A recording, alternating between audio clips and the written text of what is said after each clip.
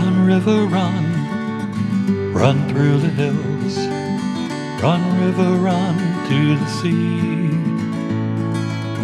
Run, river, run to your place beneath the sun. Run, river, run over me. Run through the land, you run through my soul. Bring me wisdom and peace. Hi, welcome to Be My Guest. This is Jan Lewis, your host, and today we're very happy to have Megan McDonald, and she is an Assistant Director of Mental Health Services Clinical in Worcester Alternatives. Am I correct on that? And Tia LaPierre, she's also an Assistant Director of Mental Health Services Clinical. She's from Worcester, and Megan's in Leominster. Gotta get that straight. I saw an article, we think it was in the TNG, about this mental health first aid, which is very, it's having known a couple of people in my life who were having maybe a breakdown or a psychotic. You're going to tell us you can't just approach them with the typical police go and get them or that type of thing, because that can make it worse. Am I correct? Who'd like to talk about it first? I think one of the things that the mental health first aid program promotes is understanding mental health issues and reducing stigma from mental health issues, and also teaching people ways to try and help and intervene rather than just first response is just to call the police, because that's not always the best thing to do. Right. What have you found, Megan? Have you actually been in the field and seen this type of thing happen where it just set the person off even more? Yeah, I mean, we see it day to day in our work, where somebody's struggling in the community, whether it's an individual that we're out with or somebody that we don't know that we see in the community struggling, and people tend to shy away from that because they don't know what to do, and that's what we typically do. If we don't know what to do in a situation, we kind of shy away and hope that somebody else will deal with it. So this training is meant to give people the knowledge and the skills so that they feel empowered and feel capable of stepping in. So it's to help us laymen know a little bit more about it. Do you feel that the EMS and the fire and the police are savvy to this now, a little bit better how to handle it? Go ahead. It's getting better. Yeah. A lot of the police departments in particular have crisis intervention training as part of their training for either new officers or officers who are already working there. That's been a big initiative that we've seen with some of the departments that we work with, like Leominster and Fitchburg. You brought let's show it to the viewers. Well, there's actually two things. We have the koala, and describe him too. He's your mascot, right? He is the mental health first aid mascot. His name is Algie, and that is an acronym for a 5-step kind of intervention of how you might assist somebody that you think might be struggling with a mental health issue. So we talk a lot about him and use him in our training, and we also have one of the training manuals. All right. Now, this is the Mental Health First Aid USA. Do you give classes on this to the professionals as well as the as how does this run? We actually advertise our trainings on our website from alternativesnet.org. We have another training scheduled in May 21st and 22nd, which will be held in the Milford Town Library. Okay. Go ahead. And all of our trainings are on the website, and we have trained a variety of people: lay people, citizens, clergy, police officers, nurse, guidance counselors, really anybody that has an interest in learning about mental health first aid, we've trained. How long is this? This is just so terrific. How long has this been going on? I haven't even heard of it till I read the article. It actually started in Australia in, I believe, 2001, and it made its way to the United States in 2008. Megan and I have been doing this for 2 years, just 2 about years 2 now. years. Yeah. 2 years now. Were you there longer, or were you there longer before, or did you just came on board at the same time? We were trained together. You were trained together. You're in Leominster and you're in Worcester. Do people call you, like EMS or private citizens have numbers that they can call you in case something is happening and they don't know what to do? We have actually networked with a lot of community members, and through the training kind of given them a framework for how to respond to these situations. And so we have not had anybody call us for personal, consultations or information. Because Oh. I feel the feedback that we've gotten from the training has been that it has been helpful in teaching people how to respond to these. This types is a of big one with the situations. heroin problem we have now. Mhm. You help people with the substance use disorders how to approach somebody who's gone over the bridge on that. That's scary stuff too, because they could also have a mental health issue at the same time, and Right. they're self-medicating, right? Right. Do you work at all with NAMI, the National Association of Mental Illness? We don't work hand in hand with NAMI, Yeah. but we're familiar with NAMI, and it's a wonderful organization that helps a lot of people. And it's a lot of the same. It's education and promoting recovery from mental health or substance use issues, and pretty much reducing the stigma attached to any mental health issues. And I'm noticing, this is one of my favorites in this book, one of our soldiers, he's a Marine, and how, if they're not, we'll put it, feeling well mentally when somebody comes upon them, how to handle that situation and get them to the help. Give an example. If you can. Let's just say you have a 19-year-old at home and is having basically a psychotic break. You're afraid. You're both parents, let's say, and you're afraid because he's going to get violent. You've seen it. What do? You call obviously 911, but in the meantime, he's picked up maybe something in the kitchen. Now what? How do you talk them down from that?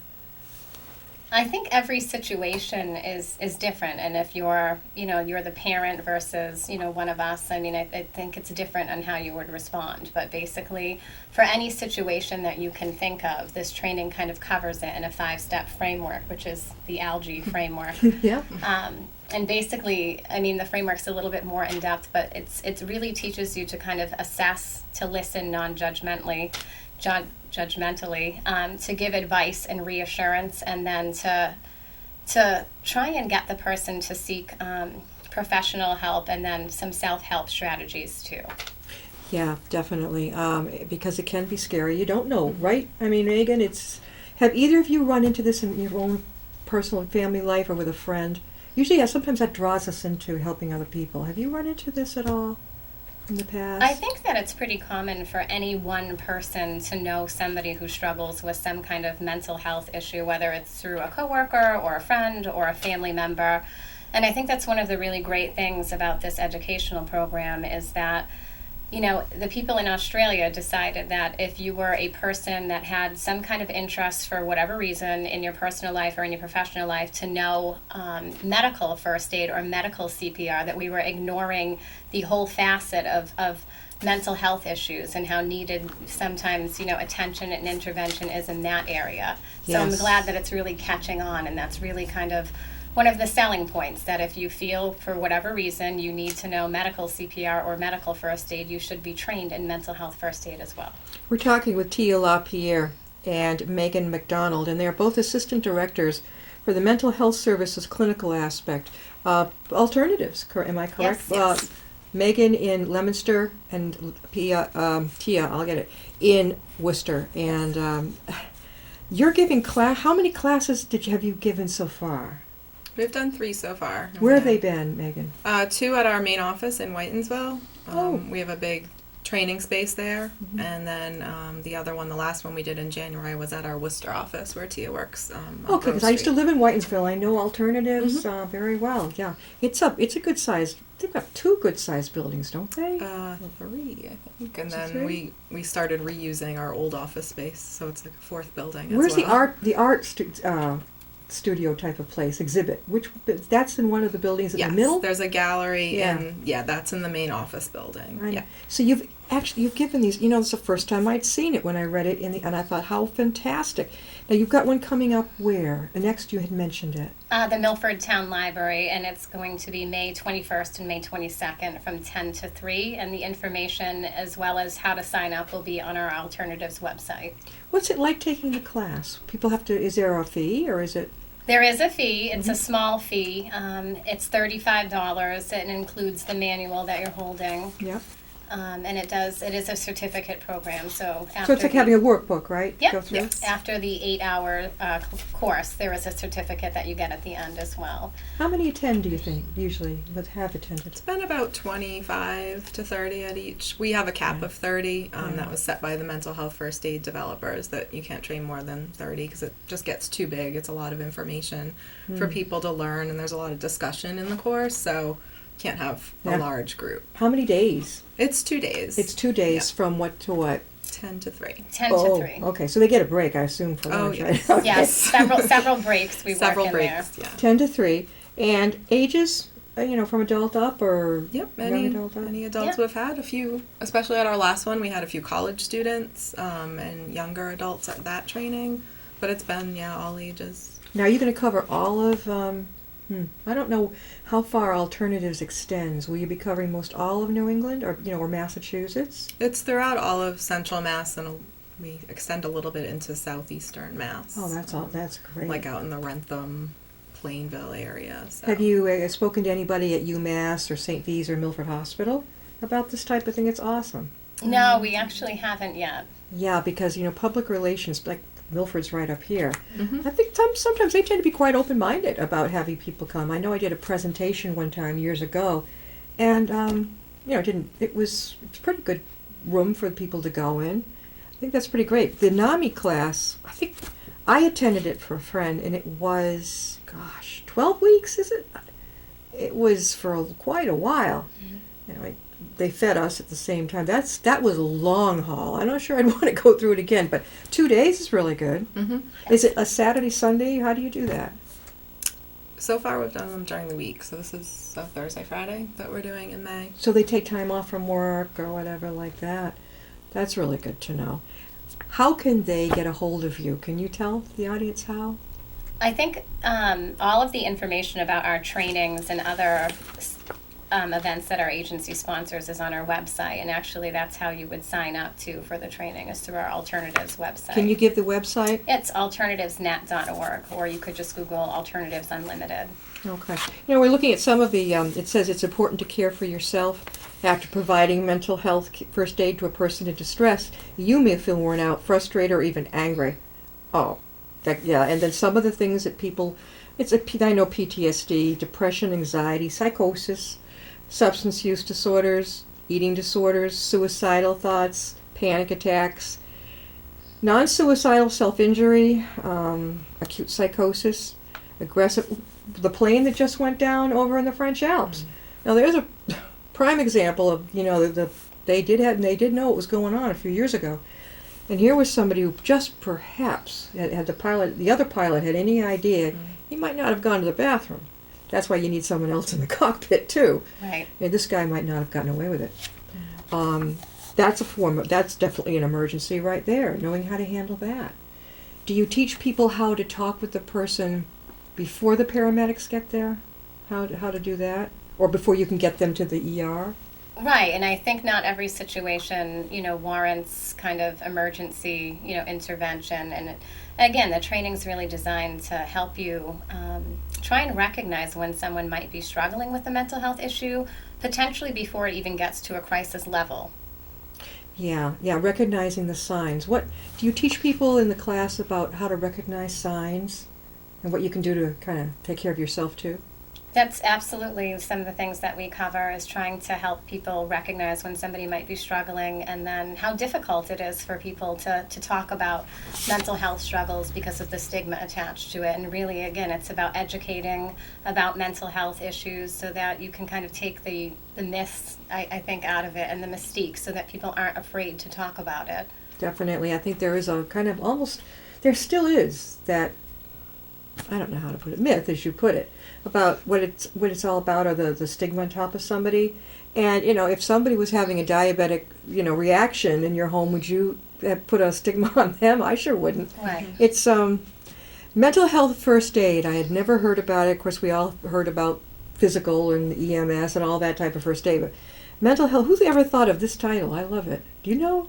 And again, it originated in Australia. Australia, and I know that our book talks a little bit about the two people that actually put it together, and I'm not going to remember their names, so I'm not going to try, but I know it was a nurse and I know it was a professor that really kind of put together the framework of the training and started really promoting it. And now it has, as of 2012, mental health first aid is in 23 different countries, including the USA. Oh, see, I had no idea. So they're doing what you're doing, giving your classes Yep. in 23 different countries. It's probably more because that's those are the latest statistics, but they're 3 years old at this point, so I'm sure it's grown even more since then. Over the United States too, more than just Massachusetts, I would take Oh, it, yeah. right? Yeah, I think, again, as of 2012, I think that there were about 1,800 mental health first aid trainers, and they had trained a little over, I think, 50,000 people in mental health first aid. That is a lot. And it's grown quite a bit since then, because that wouldn't even include us or any of the people we've trained, because Yeah. we've only been doing it So since you two trained 2013. together.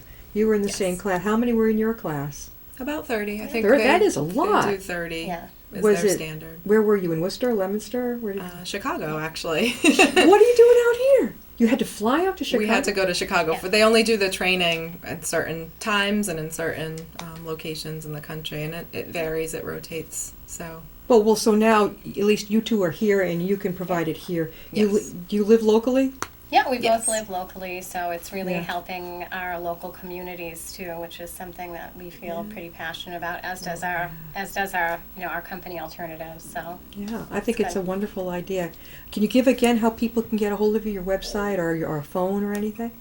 the website is alternativesnet.org, or you can Google Alternatives Unlimited. And our website has a bunch of different events that our agency sponsors, trainings, plays. We have an art gallery, so it's Yeah, the worth one in checking out. Whitensville? Yes. Yeah, I've been there. That's really special. How do people sign up for a class? Like the one you have coming up in May, how do they do that? Usually everybody signs up on the website, and for whatever reason, if they're having troubles doing that, they just contact the main office and they get in touch with myself or Megan. Yeah, either one of you. Yes, That's okay. And we, You brought notes. Is there something that you wanted to cover especially? I think that we're That's really good. covering everything Yeah. that we meant Yeah. to cover. Now, after May, when is your next sessions of classes going to be? We actually don't have one scheduled yet. We're going to try and get through the May one in Milford, and then we will plan another one for the South County area, and probably another one in Worcester, and one up in North County where Megan works. Yeah, and the Leominster area. It sounds like you're covering all your bases. You know, a good thought too is, in college, I remember a friend I had in college, I didn't realize it, but she was slipping away from us. And it wasn't until I left college and began getting strange things in the mail, it began to hit me. That's why she left, or she just disappeared. And I wish I could have seen, I think now I would have been more savvy to it, but I just, it's picking up the signs of somebody. Not everybody shows it. And that could be, but you're trying to help people who do definitely see the signs of something happening. The college students, I would think, would appreciate this, somebody, like I was saying, somebody in their dorm. Again, Milford Hospital, I would think that'd be, having a class up there. Okay, I don't know about UMass perhaps too, St. V's. That's wonderful. Do you have any goals like for the future, like any thoughts of branching out more with this? We've actually been contacted a few times through various colleges, actually, for wanting this training for students and some of the RAs. So that's been exciting, and I'm sure that's something that we'll probably get into this year. Yeah, definitely. I'm thinking also, I don't think I'm too far off the mark, senior centers, because they could Right. have a spouse at home, perhaps who's going through, a hard time, and they don't know quite how to react. Right. It's another good idea, assisted living places, it can happen anywhere, even in the schools. What about like in the schools, like high school and that type of thing? You never know who they're going home to. Right. I mean, we're currently trained just mental health first aid for adults. There is a youth version as well, which Oh, we've tossed around maybe being trained in that also, because yeah. technically this is for responding to a mental health crisis for somebody who's 18 or over, not Exactly. for Yeah, I'm youth. thinking of the kids going home. We don't know what they're going home to. Maybe they're going home to a mentally ill parent, and they're not sure what to expect when they come in. I think that's a great idea too. What you're thinking about, the high school kid, that type of thing, I would think that would be a big relief, just to know that they don't have to be frightened, that they've got the tools of what to deal with it. That's a good idea, and I hope you can get that going. I mean, it's great for the adults. Can you imagine too for the kids? That'd be really wonderful. Do you think you're going to end up on Cape Cod? Do they have a branch out there? I'm not sure. We don't really know who the other trainers in the state are, but Yeah. we're not the only ones in Massachusetts, so there could be folks out that So way you're as well. they're based in Whitensville at Alternatives. A lot of you in our area know where Alternatives is. It's Main Street or is it Church Street in Whitensville? It's actually on Fletcher? Douglas Road. Douglas Road. Yeah. And I've seen over the years, I lived there for many years, the growth in that building. Yeah. I remember when it was basically the one, you go in the office, that little door, and you go in there, and I don't remember ever seeing, was it upstairs? I had a tour of where the clients can keep busy or work or something like that. I don't know what that other building is on the side. You know, along Douglas Road. Isn't there another one along the side? Or is it all going upwards on the other side? There's actually 4 separate buildings, but all in that same mill complex. How long has that art gallery been there? That's very therapeutic too. About 2007, I think. It was 2006 to 7 in that time frame that they renovated everything. Well, not the Yeah. little building up front, but Yeah. the other spaces. Yeah, They the did a office stays complete the same. I renovation. notice when I drive by it, I see the door, all the same. But I remember the art gallery, and that's very therapeutic. I think that's wonderful. And it's not just artists from Alternatives, I don't think. No. It's other people too. Yep, community. I am so happy that you both joined us today. Tia LaPierre and Megan McDonald, and they are both assistant directors for clinical mental health services and mental health first aid. I had never thought of that. Mental health first aid. And what they do in their classes is they help those of us who don't know how to handle it if a loved one or a friend is not feeling too well, and they're exhibiting. What would you say some of the signs are? I mean, I think the signs can really range, and I think that the bottom line is that I think mental health issues are pretty common, and I'm betting everyone knows somebody with a mental health issue, whether they recognize that or not. And people don't talk about that, and there certainly before this program, I don't know of any other programs that taught people how to talk about that, and that it's okay to talk about that, and then how to help somebody. Exactly. You know, being a parent myself, and you know, other parents within the high school and the college and all this and that, you hear it all. I mean, you know, like parents talk within themselves, but not necessarily with other parents whose kids are perfect. How else do I put this? You know, I mean, they have no problem. They're going to Yale. But parents who do have children, who do have problems, they didn't ask for them, but they do. Their wiring is different. They get scared and they don't know what's coming next. Right. They don't know what's coming down the pike. It's just as I was saying, as a kid coming home from school or whatever, it's like, Jesus, what shape is Dad going to be in today? Or Mom. We're not talking just about alcohol and drugs. We're talking about maybe a mental health issue. Did Mom and Dad take their medicine today? You know, did my kid take his medicine before he went to school? Right. They're so important. I want to thank you both for coming on.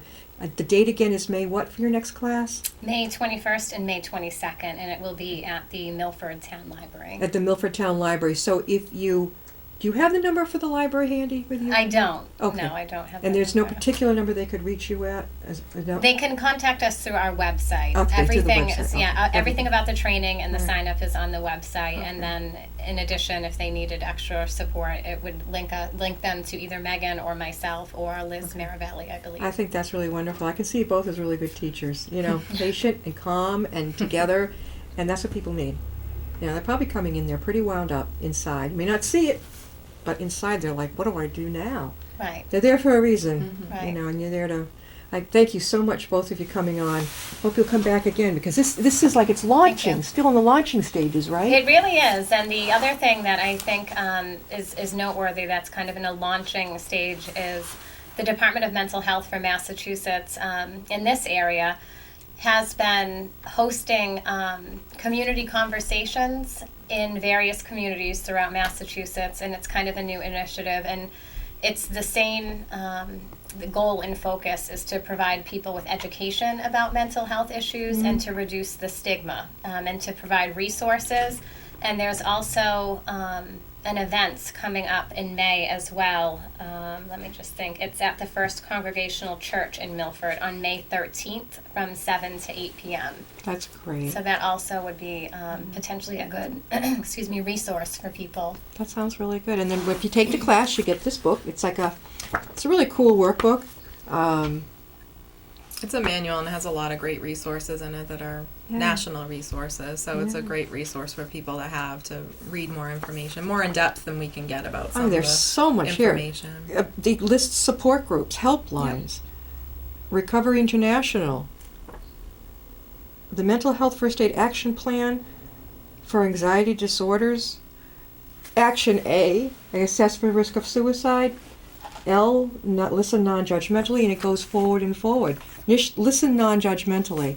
Do you ever? I don't know if people here watch something like Criminal Minds. Do you ever watch the way the profilers and the way they seem to know how to reach somebody?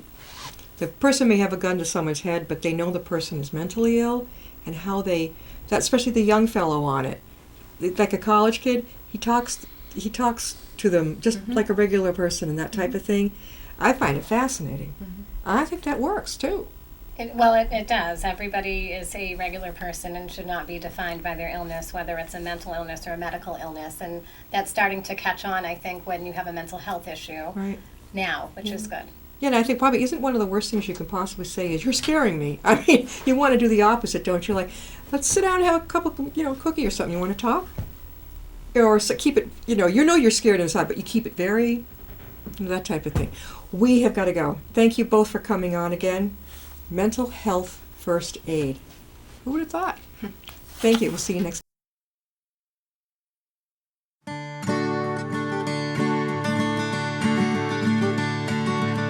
Run, river, run, run through the hills. Run, river, run to the sea. Run, river, run to your place beneath the sun. Run, river, run over me.